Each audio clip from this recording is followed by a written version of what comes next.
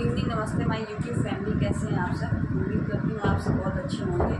Friends, आप सोच रहे होंगे कि रोज़ तो मैं ब्लॉग बना करके अपलोड करती हूँ, आज मैं क्या चीज़ें जो आप लोगों के सामने लेकर के आई हूँ। फ्रेंड, ये जो ब्लॉग तो सही कह रहे सोच रहे हैं आप लोग, मैं ब्लॉग तो रोज़ बनाती हूँ और आगे भी हमेशा बनाती रहूँगी, अच्छे अच्छे ब्लॉग्स आप लोगों के लिए डालती रहूँगी। पर एक चीज़ मैं हमेशा बता दूँ, मैं यह ब्लॉग डालूँगी कोई भी चीज़ अगर मैं यूट्यूब पे या किसी भी सोशल साइट पे अपलोड करती हूँ तो मैं वही चीज़ अपलोड करती हूँ जो मैंने पर्सनली फेस की है, जो कुछ भी रियल है मेरी लाइफ में, जो है जैसा आप देखते होंगे मेरे ब्लॉग्स में, मैं कुछ भी ऐसे वैसे बन के या कुछ अलग तरह से कपड़े स्टाइलिश पहन के या कुछ अपने आप को सजा संवार करके, शायद अभी तक मैंने जितने भी 10-15-20 जो भी वीडियोज़ अपलोड किए हैं ऐसा कुछ भी नहीं, जैसे जनरल हूँ मैं वैसे ही डालती हूँ। इस वजह से क्योंकि आप सबको मैं अपना एक परिवार समझती हूँ, परिवार के बीच में कुछ भी बनावटी बनाए या कुछ भी शो ऑफ करने की ज़रूरत नहीं है। जैसे हैं वैसे खुल के सारी बात शेयर करें तो थोड़ा अपनापन भी लगता है और अपनों से अपना प्यार मिलता है, तो वो भी उससे भी ज़्यादा अच्छा लगता है। फ्रेंड, इसीलिए आज मैं ब्लॉग की जगह आप लोगों के साथ एक बहुत बड़ी पर्सनल ऐसी प्रॉब्लम है जो मैंने फेस की है, और वो मैं उस प्रॉब्लम को मैंने कैसे, उस प्रॉब्लम में मैं गई, उस प्रॉब्लम को मैंने कैसे झेला, फिर उस प्रॉब्लम से कैसे मैं बाहर आई हूँ, ये सारी चीज़ें मैं आपके साथ शेयर करना चाहती हूँ। क्योंकि ये प्रॉब्लम सिर्फ मेरी प्रॉब्लम नहीं है, जिस तरह से मैंने इस प्रॉब्लम को फेस किया है, इस प्रॉब्लम को झेला है, उस तरह से पता नहीं आज कितनी ऐसी फीमेल्स हैं जो इस प्रॉब्लम में फंसी हुई हैं या कोई आगे चल के ना फंसे, या प्रेजेंट में कोई ना कोई फेस कर रहा है, तो उस प्रॉब्लम को कैसे मतलब समझदारी से समझ करके उस प्रॉब्लम से निकलना है, उस प्रॉब्लम का एक क्या सोल्यूशन निकालना है, ये मैं आप लोगों को बताना चाहती हूँ। फ्रेंड, मैं बताऊँ, मैं घर में बैठे बैठे बहुत बोर हो रही थी। पहले भी मैं जॉब करती थी, कहीं मैंने जॉब की, फिर 1 साल 2 साल जॉब हुए, फिर वो जॉब छूट गया, किसी वजह से छोड़ना पड़ा, कुछ सिचुएशन ऐसी आई। मेरी मदर है घर में, वो हाई बीपी की पेशेंट है और थोड़ा एज की वजह से, मुझे आपकी एज फिर बॉडी को करता है, सारी जिम्मेदारी निभाते निभाते वो भी काफ़ी परेशान हो गई। वो काफ़ी मतलब लाइफ में उन्होंने भी बहुत कुछ झेला है, काफ़ी परेशानियाँ झेली हैं। मेरे फादर नहीं है, तो आप सोच सकते हैं कि एक अकेली लेडी के लिए इतने बड़े परिवार को चला पाना कितना मुश्किल होगा। बहुत मुश्किल से उन्होंने हम लोगों को पढ़ा लिखा करके बड़ा किया। खैर, ये तो एक हमारी पर्सनल बात है। फिर खैर मैं घर पे जॉब किया, कभी छोड़ा कभी किया, छोड़ा, कुछ ना कुछ सिचुएशन मेरी मम्मी को लेकर या घर को लेकर कभी जॉब छोड़नी पड़ जाती थी, या कभी माहौल ऐसा हो जाता था कि जॉब छोड़ने के सिवा लगता था कि कोई रास्ता नहीं, जॉब छोड़ दो वही ठीक है। इसी तरह से काफ़ी टाइम से चल रहा था। फिर मैं काफ़ी टाइम ऐसा हो गया कि मम्मी की आँख का ऑपरेशन हो गया, तो उनकी आँख में कैटरेक्ट हो गया था, तो उसकी वजह से ऑपरेशन होना था। और जब आप समझ सकते हैं, ऐसे मेरी बहुत सी मम्मीज़ और आंटीज़ होंगी जिन्होंने करवाया होगा, तो जानती होंगी कि ऑपरेशन करवाने के बाद जब आँखों में तकलीफ़ हो जाती है तो 1 महीने तक कोई भी काम ऐसा नहीं करना रहता है जो आँखों पे असर पड़े या तकलीफ हो। तो वही मेरी मम्मी के साथ भी था, उनकी आँखों में बहुत तकलीफ जब बढ़ गई तब हमें ऑपरेशन कराना पड़ा। फिर जब उनकी आँख का ऑपरेशन हुआ तो काफ़ी टाइम तक उनकी देखभाल करना, उनको डॉक्टर के बताए हुए जो भी उन्होंने बताई उसकी डाइट देना, उस हिसाब से उनका ख्याल रखना, सब करना था। तो इस वजह से फिर मुझे जॉब छोड़नी पड़ी। ऐसे ही एक बार एक आँख का हुआ, फिर एक बार दूसरी आँख का हुआ, 2 साल भी इसी में निकल गए। अब मैं घर में बैठे बैठे बहुत ज़्यादा बोर होने लगी थी, क्योंकि लगता था ना कि सुबह से शुरू हो जाओ, बस एक आप बोली नहीं कि भाई एक रूटीन आपकी लाइफ का चल रहा है, वही घर है, वही परिवार है, वही काम है, वही साफ़ सफाई, वही झाड़ू पोछा करना, वही खाना बनाना, वही ब्रेकफास्ट बनाना। अच्छा लगता है मुझे, घर के कामों को करना मुझे बहुत अच्छा लगता है, मैं गलत नहीं कहूँगी, मैं बहुत इन्जॉय भी करती हूँ। लेकिन कभी कभार ऐसा होता है जब एक ही चीज़ पे आप बहुत दिन तक ऐसे लगे रहो, कहीं बाहर जाओ नहीं, बाहर के लोगों से मिलो नहीं, क्या दुनिया में चल रहा, कैसे हो रहा लाइफ, तो ऐसे लगता है कि लाइफ बिल्कुल रुक गई है। मेरे साथ भी ऐसा हुआ। फिर बीच में कोरोना का ऐसा माहौल बन गया कि दिल में तो मेरे दहशत ही बैठ गई थी देख कर के, जिस घर में देखिए कोई ना कोई कोरोना पेशेंट मिल रहा है। कुछ लोग इतने मेरे जानने वाले थे, जो लोग बहुत करीबी जानने वाले थे, रिलेटिव्स थे मोहल्ले में, जिनको मैंने मरते हुए देखा, तो मुझे मेरा दिल बिल्कुल सहम सा गया और मैं काफ़ी टाइम बीमार रहने लगी। इतना ज़्यादा ऐसा हो गया कि मैं थोड़ा सा डिप्रेशन में चली गई थी। मैंने डॉक्टर, रात को मैं पूरी रात में सोती तो नहीं थी, मैं उठ कर के कमरे में भाई के जाऊँ, फिर मैं कहूँ भैया मुझे क्या हो रहा है, मैं मेंटली अपसेट तो नहीं हो रही हूँ, मेरा फेस बहुत ज़्यादा दब बिगड़ गया, मेरी आँखों के ऊपर नीचे के डार्क सर्कल हो गए थे, इतना फेस मेरा डल हो गया था, हर कोई देख के मुझे ये पूछता था कि तुम्हें क्या हो गया। पर क्या कर सकते हैं, अब कोई चीज़ होती है साइकोलॉजिकल इतना इफेक्ट आपके ऊपर डाल देती है कि आप चाह करके भी उस चीज़ से निकलने की बहुत कोशिश करते हो। मैं भी बहुत कोशिश कर रही थी कि मैं निकलूँ, ऐसा कुछ बता ना सकूँ, पर पता नहीं क्यों ऐसी दहशत बैठ गई दिमाग में कि वो चीज़ निकलने की नाम ही नहीं ले रही थी दिलो दिमाग से। बहुत मुश्किल से सारी चीज़ों को कंट्रोल किया, उसके बाद फिर घर में बैठे बैठे धीरे धीरे सारी सिचुएशन मतलब अंडर कंट्रोल आती गई, सब कुछ ठीक ठाक होता गया। घर में भी और परिवार में भी, माहौल में भी, मोहल्ले में भी, सब जगह मतलब लगने लगा कि हाँ अब कुछ पॉजिटिव हो रहा है। डॉक्टर को भी दिखाया, उन्होंने कहा वीकनेस की वजह से सारी चीज़ें बहुत ज़्यादा हो रही हैं, जो बिल्कुल इसको मतलब साइकोलॉजिकली भी इफेक्ट कर रही, फिजिकली भी मेरी हेल्थ भी बहुत ख़राब हो गई। फिर करीब 2 महीने 3 महीने तक मैंने दवाइयाँ खाई, डॉक्टर या जो भी दवाइयाँ मुझे लिखी, ये जितनी भी पेट की और काफ़ी मल्टीविटामिन्स काफ़ी चीज़ों की लिखी, मैंने खाई। बहुत फ़ायदा हुआ मुझे उससे। भूख लगना बंद हो गई थी, मुझे भूख नहीं लगी थी, खाना खाने लगी। सारी सिचुएशन ऐसे होती थी। तो इन सब चीज़ें सारी चीज़ें जो है, मैं इन सब से इतना ज़्यादा परेशान हो गई थी, इन सब चीज़ों से मैं इतना ज़्यादा मतलब उलझन में आ गई थी कि मुझे लगता था कि मैं क्या करूँ, कहाँ जाऊँ, कुछ तो ऐसा करूँ कि मतलब थोड़ा-सा ऐसा लगे कि लाइफ में कुछ तो चेंज हो रहा है, कुछ तो अच्छा हो रहा है।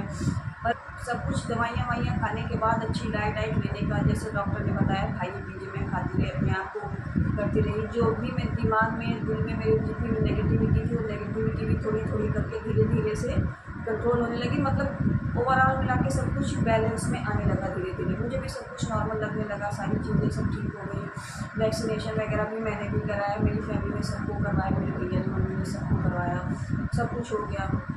फिर उसके बाद फिर भी ये सब कुछ तो ठीक था, दिमाग से भी मैं बिल्कुल अच्छे से सोच रही थी, कोई मुझे तकलीफ़ नहीं थी, शरीर से भी मुझे कोई तकलीफ़ नहीं थी, मैं बिल्कुल एकदम नॉर्मल लाइफ जीने लगी जैसे होता था कोरोना के बाद से। सभी लोग कोरोना के पीरियड में, मुझे क्या सभी लोगों को, बहुत लोगों को, जो लोग थोड़े इमोशनल ज़्यादा होंगे उनके साथ ऐसा हो गया होगा, मेरे साथ भी हुआ था।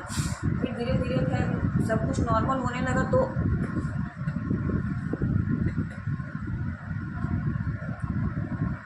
फिर धीरे-धीरे खैर सब कुछ नॉर्मल हो गया। फिर घर पे बैठे-बैठे ही लगने लगा कि वही सारे काम फिर से शुरू हो गए हैं घर पे। फिर वही घर के सारे काम शुरू हो गए, सारी लाइफ ऐसे ही आने लगी। अच्छा, तब फिर थोड़ा-सा अच्छा लगने लगा कि लॉकडाउन था, सब कुछ था, ऐसा माहौल देखा, फिर ये लगा अरे भगवान का बहुत-बहुत शुक्रिया भी अदा किया कि भगवान आपने जो दिया अच्छा दिया, बहुत अच्छा है। सारी पॉजिटिविटी अपने आप जो है मन में आने लगी, सब कुछ डेली रूटीन में चलने लगा, सब कुछ भूल गया, ये करना, वो करना, यहाँ आना-जाना, सब शादी ब्याह पार्टी वगैरह। लेकिन फिर ये होने लगा कि जब आप बहुत टाइम तक घर पे, आपको अगर आप जॉब कर रहे हो तो आपको अपने हाथों से खर्च करने की आदत होती है। अगर आप थोड़े भी मतलब सेल्फ रिस्पेक्टेड नेचर के हैं तो ये लगता है कि घर वालों के सामने अपने खर्चे के लिए कैसे हाथ फैलाओ। मेन बात ये थी कि बार बार मैं कैसे कहूँ, मैं भी बड़ी हूँ, मेरी भी ज़रूरतें हैं, खाली खाना खा लेना या घर में बैठ करके घर की चीज़ों से अपनी ज़िंदगी चला लेने से तो ज़िंदगी नहीं गुजरती है। अपनी भी एक आइडेंटिटी होनी चाहिए, अपने आप में भी सेल्फ कॉन्फिडेंस होना चाहिए। फ्रेंड्स के साथ कहीं बाहर जाके, फ्रेंड्स की शादी हो रही है, कुछ भी ऐसा कोई ओकेज़न है, आप दोस्त यारों के साथ ही मस्ती करना चाहो, कुछ करना चाहो, तो आप घर वालों के सामने तो हाथ फैला करके भी घर में खड़े हो सकते हो। मुझे फ्रेंड के यहाँ जाना है तो पैसा चाहिए, मुझे घूमने जाना है तो घर से पैसा चाहिए, मुझे मतलब कहीं भी जाना है, कोई भी छोटी से छोटी ज़रूरतें, आपने कोई कपड़ा देखा आपको अच्छा लगा कि खरीदना चाहते हो आप, पर आपकी पॉकेट में उतने पैसे नहीं हैं। अब मम्मी फादर मेरे नहीं है, मम्मी है, सब कुछ देखती है, भाई लोग भी हैं, सब कुछ अच्छा है, लेकिन फिर भी एक आपका अपना भी नेचर होता, लगता है कि यार उनसे तो जो कहूँगी तो आज नहीं कल तो पूरा कर देंगे, लेकिन मैं क्या कर रही हूँ, क्यों मैं अपने लिए खुद कुछ नहीं कर पा रही, मुझे भी तो अपने लिए मेरी कोई जिम्मेदारी बनती है कि नहीं। तो ये सारी चीज़ें मतलब बहुत ऑकवर्ड सिचुएशन ऐसी लगती थी कि कभी जेब में पैसे होते थे, कभी नहीं भी होते थे, कभी कदार तो ऐसा भी होता था कि कोई चीज़ बहुत अच्छी लगती थी, पसंद भी आती थी, शॉप पे जाके पूछती थी, फिर सोचती थी अरे यार ये तो बहुत महंगी है, कैसे खरीदूँगी, कैसे कहूँ। मन बहुत बार ऐसे एक शौक को मारते मारते मतलब अभी भी थोड़ा ऐसी चीज़ें हैं, लेकिन फिर भी ये फिर थोड़ा सा इस चीज़ को लेकर लगने लगा। और मेरी फ्रेंड में वो जॉब करती हैं तो वो अच्छे से पैसे खर्च करती थी, पर मुझे कहीं जाऊँ या फिर मैं पहली बात तो मैं जाती थी, लेकिन जब कभी ऐसा हो कि जहाँ जाना ज़रूरी है, मुझे जाना ही है, जाऊँ तो ये लगता था कि यार इतने पैसे नहीं कैसे खर्च करूँ, या फिर थोड़ा सा एक एम्बैरेसमेंट फील हो जाता है। जो लोग मेरी सिचुएशन को फेस कर चुके होंगे या कर रहे हैं, वो शायद मेरी इस वीडियो के थ्रू मेरी बात को समझ पाएंगे जो मैं बता रही हूँ। फिर ये हुआ कि मेरी एक फ्रेंड थी, मैंने उससे कहा कि यार ऐसा है, मैं घर में बैठे बैठे बहुत बोर हो रही हूँ, कुछ काम भी नहीं है, और यार सच बताऊँ तो जेब में पैसे भी नहीं हैं, तो ऐसा कुछ नहीं हो सकता है कि आप तुम जहाँ जॉब करो कहीं मेरी भी अगर एक जॉब हो तो देखो यार, तुम तो जानती हो मुझे। तो उसने कहा अच्छा देख मैं तुम्हें बताती हूँ, अगर मेरी नॉलेज में कोई आती है। चांस की बात ऐसा हुआ कि 2-4 दिन में उसको एक जॉब पता चली, मतलब उसको जहाँ कर रही थी वहीं मतलब उसी डिपार्टमेंट में था, पर उसके ऑफिस से अलग था। वो हज़रतगंज में करती, मेरे लिए उसने जॉब में देखा था। मैंने कहा ठीक है। तो उसने कहा देखो ऐसा है कि तुम इंटरव्यू वहाँ एक अपना CV लगा दो, जो मैं बता रही हूँ, अपने डॉक्यूमेंट्स लगा दो, और प्लस वो जब तुम्हें कॉल करेंगे इंटरव्यू के लिए तो तुम जाके इंटरव्यू दे देना। अगर तुम्हारा इंटरव्यू सक्सेस होता है तो तुम्हारी जॉब होगी। मैंने कहा ठीक है। और इंटरव्यू CV वगैरह तो मैं पहले भी बहुत जगह लगा रही थी, दे रही थी, लेकिन कोरोना के बाद से थोड़ी सी क्राइसिस जॉब की आ गई थी, तो कहीं CV लगाती थी तो रिस्पॉन्स तो मिलता था, कॉल्स तो आती थी, बट सैलरी इतनी कम होती थी कि जो मुझे मतलब मुझे लगता है कि जितनी मुझे सैलरी मिलेगी उतना तो मेरा ऑफिस आने जाने में किराया निकल जाएगा, और प्लस टाइम भी बहुत ज़्यादा होता था कि सुबह 12 घंटे की जॉब है और 10 पे करता था 10 घंटे की जॉब है, जहाँ पे मैं चाहती थी उससे मतलब बहुत दूर है मेरे घर से कि जाने आने में आधे 1 घंटे का टाइम लग जाएगा। तो ये सारी चीज़ें घर में अलाउ नहीं थी, क्योंकि भाई लोग हैं और मैं भाई लोगों के अगेंस्ट तो जाके कर नहीं सकती थी। तो भाई ने कहा ठीक है तुम जॉब हमेशा करती आई हो, कर रही हो, कोई प्रॉब्लम नहीं, पर ऐसी जगह जॉब करोगी जहाँ माहौल भी अच्छा हो, तुम्हें आने जाने का जो सैलरी तुम्हें देते हैं एटलीस्ट तुम्हारा उसमें कन्वेंस तो निकल आया और तुम्हें कुछ तो पैसे अपने हाथ में बचे, तो ऐसे हो कि कम से कम तुम्हारा आने जाने में जो 1-2 घंटे का टाइम वेस्ट होता है वो भी ना हो, थोड़ा सा सब कुछ मतलब ऐसे हो कि तुम भी परेशान हो, क्योंकि अभी थोड़ी इस कोरोना के टाइम में इतनी बीमार थी, इतनी परेशान थी, तो उसको रिकवर होने में तुम्हें काफ़ी टाइम लग गया। तो इस वजह से ऐसा करो कि तुम्हारे लिए सब तुम्हारी हेल्थ पे भी इफेक्ट ना पड़े, तुम्हें कुछ पैसे भी तुम्हारे हाथ में बने रहें और तुम्हारा मतलब इतना शेड्यूल बिजी भी ना हो कि तुम फिर मेंटली मतलब मेंटल प्रेशर भी इतना ज़्यादा बढ़ जाए कि तुमको लगने लगे कि फिर से पता नहीं कैसे क्या हो रहा है, कि मेंटली अपसेट हो जाती है, परेशान हो जाता है, टेंशन में आ जाता है, तो फिर कोई काम कर नहीं पाएगा। ऐसे जॉब से क्या फ़ायदा जो 4 दिन करो फिर मत करो। तो मैंने सोचा ठीक है, बात तो ठीक है। फिर उससे मैंने कहा तो चांस की बात है कि ये ऊपर वाले का आशीर्वाद कर कहूँगी, तो ऊपर वाले के आशीर्वाद से मुझे ऐसी जॉब मिल गई जो जॉब मेरे टाइम को भी सूट कर रही थी, मेरी पर्सनालिटी को भी सूट कर रही थी, और सैलरी भी ठीक दे रहे थे। बहुत तो नहीं दे रहे थे लेकिन फिर भी ठीक है, मुझे लगा था कि मेरा काम ठीक है, चल जाएगा, कन्वेंस का निकल जाएगा, तभी 2-4 हज़ार रुपये मुझे बच रहे हैं, चलो ठीक है यार, something is better than nothing. ऐसे तो खाली बैठ के कुछ भी नहीं है, ऐसे कुछ तो मिल रहा है, ये सोच के मैंने जॉब ज्वाइन कर ली। तो 2021 दिसंबर की मैं बात बता रही हूँ, 2021 को 22 दिसंबर को मेरे पास कॉल आ गई कि तुम्हारा इंटरव्यू ठीक था, ऐसा करो तुम ज्वाइन कर लो। तो मैंने पूछा सर कब से ज्वाइन करना है, तो उन्होंने कहा कि आपको 21 तारीख, तो मैंने कहा 22 तारीख से ज्वाइन करो। मैंने कहा ठीक है सर ओके। मैं 22 तारीख को पहुंच गई ऑफिस, उस दिन से मैंने ज्वाइनिंग कर ली। मैंने जहाँ ज्वाइनिंग की थी वो ऑफिस मेरा चौक में है, बट मैं एक चीज़ ये बता दूँ कि मैं इस वीडियो में अपने में किसको मतलब मैं किसी का नाम नहीं बता करके डिस्क्लोज नहीं करना चाहती, मतलब उनका नाम नहीं लेना चाहती हूँ कि मैं कहाँ कर रही थी या कौन मेरे बॉस थे, क्योंकि अच्छा नहीं लगता, पता नहीं कौन ये वीडियो देखे या ना देखे, तो उनकी भी अपनी कुछ ज़िंदगी है, पर्सनल लाइफ है, तो इस वजह से थोड़ा सा उस नाम को नहीं लेती बोल रही हूँ, डायरेक्टली मैं बता दूँगी।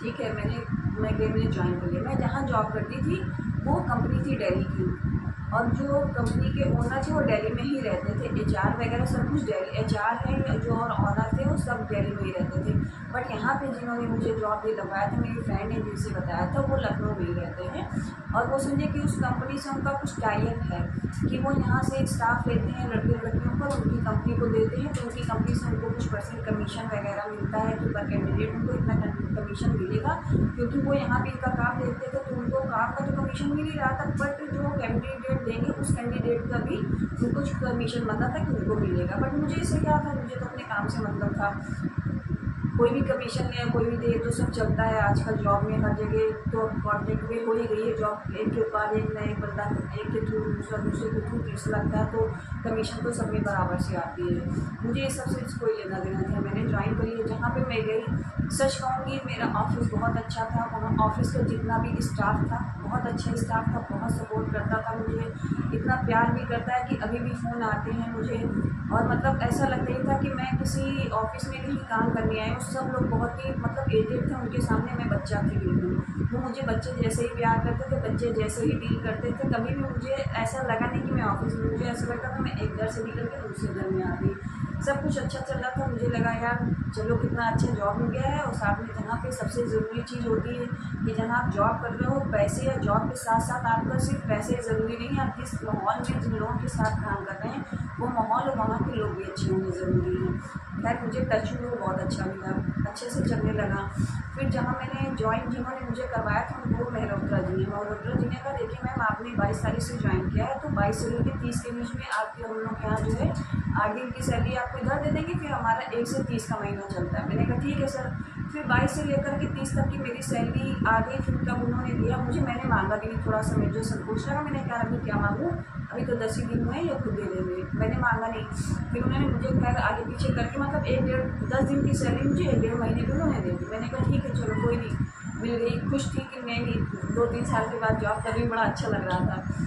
सैलरी जो पैसे मेरे बने 10 दिन के उन्होंने दे दिए, चलने लगा। जिन्होंने मुझे यहाँ लखनऊ के जो बॉस मुझे रखवाया था, उन्होंने मेरे से कहा था, जो लखनऊ के मेरे बॉस हैं उन्होंने मेरे से कहा था कि तो हमारे यहाँ 1 से 30 का महीना चलता है। तो मैंने कहा ठीक है सर, कोई प्रॉब्लम नहीं है, चलेगा, मुझे कोई वो नहीं है। बट ये कि सैलरी 8 दिन 10 दिन थोड़ा आगे पीछे करके आती है। तो मैंने उसमें भी कहा कि ये तो प्राइवेट सेक्टर में खैर होते हैं, जो लोग भी मेरी तरह प्राइवेट सेक्टर में जॉब करते होंगे तो उनको पता होगा कि किसी बहुत अच्छी जो बहुत अच्छी बड़ी कंपनीज़ हैं उनमें तो 2-3-4 तारीख तक आ जाता है। लेकिन जो कंपनीज उतनी ज़्यादा हाई क्लास नहीं है, एवरेज मतलब कैटेगरी में आती हैं, उनकी सैलरी 10 तारीख 11 तारीख तक आती है, 12। तो मैंने कहा कि ठीक है। और भी जो साथ में जिस लड़की ने मुझे, मेरी फ्रेंड ने जॉब बताया था, उसने मेरे से कहा था कि 10 तारीख तक सैलरी आ जाएगी, उसके अलावा कुछ नहीं। 1 महीने तो गुजर गए, सैलरी नहीं आई। फिर 1 महीने से 40 दिन हो गए, तब भी सैलरी नहीं आई। फिर 40 दिन के बाद फिर 45 दिन हो गए, तब भी सैलरी नहीं आई। तब मुझे लगा कि यार क्या बात है, सैलरी अभी तक नहीं आई। मुझे तो 1.5 महीने ऑलमोस्ट जॉब करते करते हो गया है। और भी लड़कियां जो कर रही थी उन्होंने पूछा, तो उनसे पूछा तो मैंने कहा मेरी भी नहीं है। मैंने कहा अभी बताओ, अभी तो फर्स्ट टाइम है, अभी तक सैलरी नहीं है। फिर तब मैंने इतना ध्यान नहीं दिया। मैंने सोचा यार चलो होगा होगा, ऐसा कुछ ऐसी बात नहीं है। कोरोना के बाद थोड़ी सी चीज़ें बदल रही हैं, सब कुछ उतना तेज़ नहीं चल रहा है जितना स्पीड में चलना था। तो इस वजह से चलो नहीं बोलते हैं, कोई बात नहीं, खैर आई गई हो गई। 1 महीना गुजर गया, 2 महीने गुजर गया। जब दूसरा महीना कंप्लीट होने वाला था, फिर सैलरी के लिए सब लड़कियों ने कहना शुरू किया। और भी जो लड़कियां दूसरी जगह मतलब इसी कंपनी में थी, बट वो और जगह डिपार्टमेंट में वो लड़कियां करती हैं, तो वहाँ पर फिर हम लोगों ने कहना शुरू किया कि सर देखिए इतना टाइम हो गया, अभी तक सैलरी नहीं आई है, बताइए 1.5 महीने हो जाते सैलरी नहीं आती है। तो कहने लगे हाँ दे रहा हूँ। इतने मतलब जब भी उनको फ़ोन करिए, पहली बात तो जो दिल्ली वाले मेरे बॉस थे वो कभी फ़ोन उठाते ही नहीं थे। HR मैम को फ़ोन करिए तो कहती थी आज आप लोगों की सैलरी आ रही है, अभी 2 घंटे में सैलरी आ जाएगी, 3 घंटे में सैलरी आ जाएगी। मतलब ऐसे ही बेवकूफ़ बनाना, कुछ ना कुछ कहानी समझा करके सैलरी बस पेंडिंग करते चले जाना। और जो सर थे दिल्ली वाले, जो मेन मतलब ऑनर थे कंपनी के, जब उनको कहो तो वो कहते थे बच्चे बस अभी 2 घंटे में आपकी सैलरी आ रही, बच्चे आज शाम के 4 बजे तक आपकी सैलरी आ जाएगी। ये कहते कहते 8-10 दिन तो यूँ ही हवा कर देते थे। फिर जो यहाँ के लखनऊ के थे मेहरोत्रा सर जी, जिन्होंने हम लोग की जॉब पे मतलब जिन्होंने मुझे लगाया था, मेरे साथ साथ और भी लड़कियों को लगाया था, जो मुझसे जॉब के लिए दूसरे सैलरी के लिए गई है, तो उन्होंने तो पहले ही हाथ खड़े कर दिए, कहना कि देखिए मैडम अपने आप लोगों का सैलरी जो अकाउंट आती है से अकाउंट में, वो सारा अकाउंट नंबर वगैरह आप लोगों का सामने कंपनी को भेज दिया, तो अब मेरा सैलरी से कोई लेना देना नहीं है। अब जो भी आपकी सैलरी बनेगी वो आप लोग अपने दिल्ली वाले बॉस को फ़ोन करिएगा, वही देंगे। मतलब उन्होंने ही जॉब लगवाई है, वही कमीशन भी ले रहे हैं, कंपनी से भी कमीशन ले रहे हैं, प्लस बंदों से भी कमीशन ले रहे हैं। पर जो लखनऊ वाले मेहरोत्रा जी थे उन्होंने साथ हाथ खड़े कर दिए जॉब से। मतलब सारी चीज़ की तो रिस्पॉन्सिबिलिटी थी उनकी, हम लोग से कितना काम लेना है, कैसे लेना है, डांटना भी, सब कुछ करना है, लेकिन सैलरी से उनसे कोई मतलब नहीं था। तो मुझे ये बात थोड़ी सी खटकी। और जो लड़कियां थी उनसे मैंने बात की, उन्होंने भी कहा यार ये बात तो हम लोग को भी लगती है, पर हमने कहा भी नए महीने 2 महीनों में क्या कहना, चलो छोड़ो। और जो ये मेहरोत्रा जी थे जिन्होंने मुझे यहाँ इस कंपनी में लगाया था, उन्होंने कहा कि मैम देखिए मैं आप यहाँ कर रही हैं जब, तो इसके साथ साथ मेरा भी थोड़ा काम है वो आप देख लीजिएगा, तो उसके मैं आपको कुछ आपका बनेगा तो मैं दे दूँगा। तो मैंने उनसे नहीं पूछा कि आप क्या देंगे, कुछ देंगे आप यकीन करेंगे कि मुझे क्या देते थे महीने का, मुझे कहते हुए भी शर्म आ रही है। लेकिन फिर भी कभी कंडीशंस कुछ ऐसी होती हैं, कुछ ऐसे जगह पे आप जाते हो कि जो लोग आपके जानने वाले होते हैं, आप चाह के भी कुछ बातों को नहीं खुल के कह पाते हो। लेकिन ये ऐसी कोई मतलब अब खुल के तो कहना अच्छी चीज़ है, और मैं भी कहती हूँ, लेकिन ये बात मुझे ऐसी मतलब कोई जब इतनी बड़ी बात ना हो, इतनी छोटी सी चीज़ के लिए हर जगह फिर मैंने सोचा खुल के कहना नहीं ठीक, क्योंकि मुझे पर्सनली तो किसी तरह की कोई प्रॉब्लम हो नहीं रही, ना मेरे साथ कोई मिसबिहेव हो रहा है, तो उस चीज़ को बढ़ाना चढ़ाना मुझे ठीक नहीं लगा। तो मैंने कहा ठीक है सर। तो कहने लगे मैडम मैं आपको 500 रुपये महीना दिया करूँगा, समझे आप, 500 रुपये महीने। और मुझसे वो काम कितने का लेते थे, एटलीस्ट कम से कम कितना भी कम मान के तो 25 से 30 हज़ार को पर मंथ का मैं उनका काम करती थी।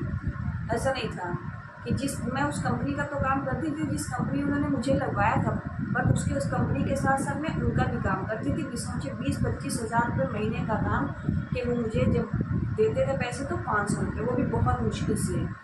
वो भी महीना 2 महीना जब हो जाता था तब एक बार देते थे। इस तरह से चलता रहा। 2 महीने में एक बार वो भी पैसा देने लगे, मतलब 2 महीने के 1000 रुपये बने, तो उन्होंने मुझे 2 या 3 बार दिया। सैलरी का भी टाइम बढ़ता गया। अब जब मैंने इनसे जो इन्होंने मुझे लखनऊ वाले जो सर थे मल्होत्रा जी, उनसे जब मैं सैलरी के लिए मैं एक दिन बहुत लेट हो गई, तो मैंने कहा सर बताइए इतना टाइम हो गया अभी तक सैलरी नहीं आई, वो हम नीडी हैं, हम लोग इसलिए तो जॉब कर रहे हैं, सर बताइए कैसे काम चलेगा, आने जाने का किराया लगता है, तो फिर जॉब करने के बाद घर कोई सामने हाथ फैलाना पड़े तो अच्छा नहीं लगता है, बताइए सर ऐसे कैसे काम चल पाएगा। तो मुझसे कहना कि कैसे काम चल पाएगा, आप छोड़ दीजिए जॉब। अब मैं तो बिल्कुल मतलब मुझे तो रोना आ गया। मैंने कहा मैंने मन में सोचा बताओ इस बंदे ने ही जॉब पे लगाया है और इस बंदे की रिस्पॉन्सिबिलिटी बनती है, इनको हमको ये कहने की बजाय कि अच्छा मैडम देखिए हम कुछ कहते हैं, मुझे ऐसे डायरेक्टली इतना रूखा से जवाब दिया। और प्लस मैं इनका भी काम कितना कर रही हूँ, कम से कम 15 से 20-25 हज़ार 30 हज़ार कितना भी हो जाता पर मंथ का मैं काम करती हूँ, बदले में मुझे 500 देते हैं, जब इनकी मर्ज़ी होती तब देते हैं। मैं मानती भी नहीं हूँ उस चीज़ को, पैसे को कि सर मुझे ज़रूरत रहेगी। उसके बाद इन्होंने ऐसे भी इतना मतलब इतने रूखे अंदाज में बात कर दी, मैंने छोड़ा खैर। लेकिन मेरा मन जो है 2-4 महीने के बाद फिर थोड़ा सा होने लगा। वहाँ भी स्टाफ जो वहाँ का परमानेंट स्टाफ था, मैं जहाँ करती थी वो सरकारी ऑफिस था। सरकारी ऑफिस में संविदा वाले बंदे भेजे जाते हैं जॉब के लिए, तो वो जो और जो सरकारी डिपार्टमेंट के लोग जो थे वहाँ का स्टाफ था, वो मुझसे कहने लगा कि बेटा यहाँ पे जो है बहुत ऐसे ही होता है, लेकिन ना सैलरी तुम्हारी ना फंस जाए, क्योंकि ये सारी चीज़ें जितने भी होते हैं लगवाते हैं संविदा पे, ज़्यादातर यही करते हैं। तो सैलरी पहले खींचतानते बहुत हैं, फिर सैलरी दिलवाने में बहुत सरदर्दी होती। मैंने कहा तब मेरे से थोड़े से कान खड़े हुए। फिर वही चीज़ दौर शुरू हो गया, हर महीने का रोज़ की हाय हाय। जब सैलरी का टाइम हो जाए उसके 10 दिन ओवर होने के बाद जब फ़ोन करिए 100 बार फ़ोन करिए, 10 बार फ़ोन करिए, उधर से डांट, जो दिल्ली यानी बॉस को डांट भी रहे हैं, सैलरी दे नहीं रहे हैं, काम का प्रेशर देते चले जा रहे हैं, HR मैडम है वो अलग प्रेशर दे रही हैं। सर से कहिए सर सैलरी दे, तो कहें आप लोग जो इतनी बार 8-8 10-10 बार फ़ोन करते हैं ना, इसीलिए आप लोग की सैलरी नहीं आती। अगर आप लोग इतने फ़ोन ना करो तो आप लोग को सैलरी मिल जाए। तो मैंने उनसे एक दिन ऐसे किया, मैंने कहा सर हम लोग मजबूर हो जाते हैं तब आपको इतने बार फ़ोन करते हैं, अगर आप टाइम पे सैलरी दे दो तो क्यों इतने बार फ़ोन करें। 10 दिन 15 दिन ओवर हो जाते हैं तो लगभग 2-2 महीने होने लगे। आप सैलरी अगर देते होते तो 1 या 2 बार में ही फ़ोन उठा लेते, मैसेज का ही रिप्लाई देते, तो हम क्यों इतने बार फ़ोन करें। हर काम का कोई सिस्टम होता है, पर वो तो मकार आदमी होती है तो काम में झूठ रहेगा नहीं। और उसके अलावा सिस्टम सुन लीजिए उनके रूल्स क्या थे, आपको टाइम से आना है, टाइम से जाना है, कोई भी छुट्टी नहीं। अगर संडे भी ऑफिस खुलता है तो संडे भी आपको जो है वर्किंग डे आपका रखा जाएगा, लेकिन सिर्फ संडे ऑफ मिलेगा, बाकी किसी भी कोई सरकारी छुट्टियां हो आपको ऑफ नहीं होता था। और उसके अलावा अटेंडेंस हम लोग को कैसे भेजनी थी, क्योंकि वो रहते थे दिल्ली में और हम उनके काफ़ी शहरों में मतलब उन्होंने ऐसे बंदे हायर कर रखे हैं अपनी कंपनी के लिए, तो उन्होंने एक GPS लोकेशन आता है ऐप, वो ऐप जो है उन्होंने अपने फ़ोन से मुझे भेजा और कहा इस लिंक को आप कॉपी करिए और इस ऐप को अपने फ़ोन पे डाउनलोड करिए। इसके थ्रू ये होता है कि जब आप कहीं भी अगर आप उस ऐप को खोल करके अपनी एक सेल्फ़ी ले लेते हैं और उस सेल्फ़ी को जब लेते हैं तो सेल्फ़ी में लोकेशन, डेट, टाइम सब कुछ आ जाता है। तो मतलब आप उनको ये शायद लगता होगा कि शायद हम लोग जाते नहीं हैं, कुछ ऐसे काम चोरी करते हो, इस वजह से उन्होंने ये ऐप दिया। बट मुझे इससे कोई फ़र्क नहीं पड़ता है, आप वीडियो कॉल भी करके देख लो मुझे तो भी कोई फ़र्क नहीं, क्योंकि जब मैं ईमानदार हूँ, सच्ची हूँ, अपने काम को बिल्कुल ऑनेस्टी से कर रही हूँ, तो मुझे एक GPS के थ्रू अपनी फ़ोटो भेजने में मेरा क्या जाता है। मैंने डाउनलोड कर लिया, टाइम से रोज़ मैं उनको भेजती थी। ऑफिस की टाइमिंग थी 10:30 से 5:30। अब कभी कदार ऐसा हो जाता बहुत ट्रैफिक है, चौक वॉक एरिया ऐसा कि ऑफिस टाइम में तो जानते हैं हर जगह भीड़ होती है, बहुत भीड़ हो। कभी कदार अगर 10 मिनट लेट हो जाए, 10:30 की जगह अगर 11 बजे पहुंच जाइए, तो वो बताते थे कि आज आपका हाफ डे लग गया है, हाफ डे आपकी सैलरी कट। अगर कोई आपके यहाँ मतलब कैजुअलिटी हो जाए, फैमिली में कहीं कुछ ऐसा हो जाए कि जाना बहुत ज़रूरी है, अगर कुछ दिन आपने कोई एक्सक्यूज़ दी, लेट पहुँच गए या बाई चांस आपने छुट्टी कर दी, तो सैलरी कट। फरवरी 28 डेज़ की होती है, तो आपको 28 डेज़ की ही सैलरी आती थी, 2 दिन की सैलरी कट। अगर देखा जाए तो वैसे तो फरवरी अगर 28 की होती तो कुछ एक महीने भी होते हैं साल में जो 31 के होते हैं, तो उस हिसाब से एक दिन की सैलरी बढ़ के मिलनी चाहिए, बट ऐसा कोई सिस्टम नहीं था। इतने बड़े साल में होली, दिवाली ऐसे बहुत से फेस्टिवल्स आते हैं, किसी फेस्टिवल में ना तो कोई बोनस, ना कोई गिफ्ट, ना कोई मतलब कुछ भी ऐसा कुछ नहीं कि जो आपको कुछ लगे कि आप इस कंपनी के लिए इतना खून पसीना बहा रहे हो तो कंपनी भी आपके बारे में सोच रही है। बस सिर्फ एक चीज़ थी कि आप मेहनत करो, काम करो, दिन रात मेहनत करते रहिए, काम करते रहिए, कोई छुट्टी नहीं करिए। अगर कुछ हो जाए, आप खुद भी मर जाओ अगर, तो भी आप छुट्टी नहीं कर सकते। मतलब इतने ज़्यादा टाइट रूल्स थे। उसके बाद आप सैलरी के लिए भी मत कहिए। जिस बंदे का आप देख रहे थे काम, वो एज ए कमीशन की तरह आप, वो बंदा भी आपको कुछ नहीं रिस्पॉन्सिबिलिटी आपकी ले रहा था, ना सैलरी दे रहा था, ना कुछ कर रहा था। इस तरह से धीरे धीरे करते हुए साल भर तो किसी तरह से खींच लिया मैंने क्या, सभी लड़कियों ने खींचा। तो एक लड़की होती मेरे से कहेगी यार बताओ ऐसी ऐसी कंडीशन है, इस तरह से तो काम चलना बड़ा मुश्किल है। मैंने कहा मुश्किल तो मेरा भी हो रहा है, लेकिन वही प्रॉब्लम है कि 2 महीने की सैलरी फंस गई है। अब ये लगता है कि यार 2 महीने की सैलरी फंस गई, निकलना है तो करिए। इसी चक्कर में 1 साल गुजर गया। जब साल भर गुजरने लगा तो जो लखनऊ वाले बॉस थे जिन्होंने मुझे रखा था हम सब लड़कियों को, तो उन्होंने मुझसे कहा कि मैडम ऐसा है, आप लोग साल भर तो एक डिपार्टमेंट में रह चुकी, मतलब एक ही ऑफिस में, अब आप लोगों का ट्रांसफ़र का टाइम आया। तो मैंने कहा सर कोई प्रॉब्लम नहीं है, ट्रांसफ़र कर दीजिए। तो कहने लगे ऐसा मैडम, अब आपका ट्रांसफ़र होगा गोमती नगर हाई कोर्ट के पास। वो गोमती नगर हाई कोर्ट मेरे घर से बहुत दूर है। वहाँ पे आने जाने का एक दिन का किराया मतलब 100 रुपये। 100 रुपये किराया, माने कि महीने के 3000 रुपये पर डे, मतलब पर मंथ 3000 रुपये किराया। और प्लस उसके अलावा आपको सुबह 1 घंटा पहले, 1.5 घंटा पहले निकलना, क्योंकि मेरे घर से कोई भी डायरेक्ट हाई कोर्ट तक का कन्वेंस नहीं है। पहुँचने में बहुत प्रॉब्लम होती, 2 या 3 कन्वेंस बदलने पड़ते, और मैं रोज़ लेट पहुँचती तो वैसे भी हाफ डे लगा देती और सैलरी वैसे भी कट हो जाती है।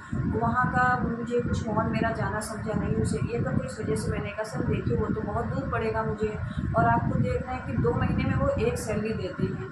तो जब वो मुझे 2 महीने में 1 सैलरी देते हैं, तो माने मैं जब मैं वहाँ आऊँगी अगर हाई कोर्ट, तो मेरे 1 महीने में 3000 रुपये लगेगा, तो 2 महीने में मेरे लग जाएंगे कितने, 6000 रुपये लग जाएंगे। तो सर जब मुझे सैलरी आएगी तब तक मेरा 6000 रुपये ऑलरेडी उस पर कर्ज चढ़ चुका होगा आने जाने का किराए का। तो उस सैलरी में सोचिए मेरा कैसे एडजस्टमेंट हो जाएगा। आपको ट्रांसफ़र करना आप कर दीजिए, बट ऐसी जगह करिए जहाँ मेरा किराया भी, मतलब अगर सैलरी लेट तो आती है तो वही बहुत प्रॉब्लम है, लेकिन अगर चलिए लेट आ भी रही, किसी तरह एडजस्ट कर भी रहे हैं, तो कम से कम ऐसा हो तो कि सर कन्वेंस तो हम अफोर्ड कर सकें, ऐसी जगह करिए। बट वो नहीं माने। वो जो वहाँ जिस ऑफिस में मैं करती थी, वहाँ के मैनेजर से जा कर के वो कहने लगे जाना तो पड़ेगा, इनको नहीं जाएंगे तो नौकरी जाएगी। तो ये बात वहाँ पे एक ऑफिस के प्यून थे, उन्होंने मुझे बताया। मैंने कहा ठीक है, नौकरी जाएगी तो जाएगी, कोई प्रॉब्लम, लेकिन मैं इतनी दूर हाई कोर्ट नहीं जा पाऊँगी, जो मेरे घर वाले अलाउ करेंगे, और ना पर्सनली मैं जाऊँगी, क्योंकि सैलरी 2 महीने, मतलब सैलरी 2-2 महीने पे आ रही है, मैं अफोर्ड ही नहीं कर पाऊँगी। उससे तो अच्छा है छोड़ दूँ। 1 साल हो गया, तो फिर उसके बाद हम लोगों ने मना कर दिया। तो जो लखनऊ वाले मल्होत्रा सर जी थे, वो भी बहुत मक्कार इंसान है। उन्होंने कुछ दिमाग लगाया, जो भी कुछ राजनीति वगैरह की, उन्होंने फिर धीरे से हम उनको समझाया। फिर मतलब हम लोग के सामने वो जिनको लगवाया था उनकी बुराई करते थे, फिर मेरे ही सामने आते थे कभी, जो मेरे ही इसी कंपनी में काम करती लड़कियों की पता नहीं कितनी बुराई क्या क्या करते थे। मतलब ऐसे बड़ी राजनीति टाइप से मुझे कुछ ठीक नहीं लगने लगा। फिर 1 साल जब पूरा हो गया, तो फिर अभी ये जो लास्ट अभी 2022 का 24 दिसंबर, तब तक सोचिए कि नवंबर की सैलरी तब तक के नहीं आई थी। मैं भी फ़ोन कर रही थी, और जो लड़कियां थी स्टाफ में वो भी फ़ोन कर रही थी। मेरे साथ एक लड़की और थी, वो दूसरे ऑफिस में थी। तो मैं तो चलिए अनमैरिड हूँ, अपने घर वालों के साथ हूँ, फैमिली पे डिपेंड हूँ, मुझे कोई घर गृहस्थी का खर्चा नहीं चलाना, मुझे कोई टेंशन है। पर वो तो सोचिए मैरिड थी, उसके 2 बच्चे थे, हस्बैंड भी था, प्राइवेट जॉब करता, तो उसकी भी बहुत कंडीशन ख़राब थी। तो उसने कहा क्या करें। मैंने कहा देखो भैया, मेरे से तो लगता है हो नहीं पाएगा, मेरी सैलरी फ्री हो जाए तो मैं छोड़ूँ, अगर तुम्हें समझ में आता तो करो, मुझे कोई प्रॉब्लम नहीं। तो कहने क्या जब सैलरी नहीं मिलेगी तो यहाँ करके करना क्या, छोड़ना तो मुझे भी है। हम दोनों ने ऐसे आपस में बात की। फिर मैंने 24 दिसंबर की रात में उनको, सर को 8 साढ़े 8 बजे, कई दिनों से मतलब फ़ोन पहले से कर रही थी, उठाया नहीं, पर 24 को उनकी कॉल खुद ही आ गई। जब आई तो मैंने कहा हाँ जी सर बताइए। सर तो कहने गए आपका फ़ोन। हमने कहा सर हाँ देखिए आज 24 दिसंबर हो गई, अभी नवंबर तक की सैलरी नहीं है सर, अब तो मेरे पास ऑफिस आने की भी किराएगी। सर मैं कैसे आऊँगी जाऊँगी, कम से कम सैलरी तो दीजिए सर, अब 2-2 महीने हो जा रहे हैं, सैलरी को लेकर इतनी क्राइसिस है। घर वाले भी रोज़ डांटने लगे कि कहाँ जॉब कर रही हो, सैलरी का ऐसे, तुम इतनी प्रॉब्लम है तो छोड़ो या कुछ। तो उन्होंने कहा कि ऐसा है देखिए, आप और वो जो लड़की आपके साथ है, मेरे साथ जो लड़की है करती थी, आप दोनों को कंपनी हटा रही है। मैंने कुछ नहीं बोला, क्योंकि मैं तो खुद भी इस चीज़ के लिए मुझे लग रहा था कि यार ये सैलरी देने ही पाने, आज निकल तो जॉब छोड़ना ही पड़ेगा। तो उन्होंने मुझसे इस तरह से कहा, तो मैंने कहा ठीक है सर। तो हमने कहा सर ठीक है, अगर कंपनी हटा रही है तो बट सर हम लोग की सैलरी का क्या है, 2 महीने हो गया सैलरी तो मिली नहीं है। तो मैंने सैलरी की टेंशन मत लीजिए, 24 तारीख है, आप लोगों की सैलरी 1 जनवरी तक आ जाएगी। मैंने कहा ठीक है सर कोई बात नहीं, इतना उन्होंने कहा और क्या करके फ़ोन काट दिया। 1 जनवरी गुजर गई। फिर 1 जनवरी को जब मैंने बहुत बार फ़ोन किया, मैसेज किया, तब भी फिर वही हाल, फ़ोन नहीं उठ रहा था। बड़ी मुश्किल से फ़ोन उठा, बात हुई। तो मैं 10 जनवरी तक बच्चे आप लोगों की सैलरी पक्का आ जाएगी, हर हाल में कहना नहीं पड़ेगा। ठीक है, 10 जनवरी तक भी वेट किया। अब इसकी सैलरी कैसे मिली, निकाली इनसे और कैसे मिली, मैं इस चीज़ को आपको दूसरे वीडियो में बताऊंगी, क्योंकि वीडियो बहुत लंबा हो रहा है, फिर आप लोगों को सुनने और देखने में लगेगा अरे यार बड़ा लंबा वीडियो है।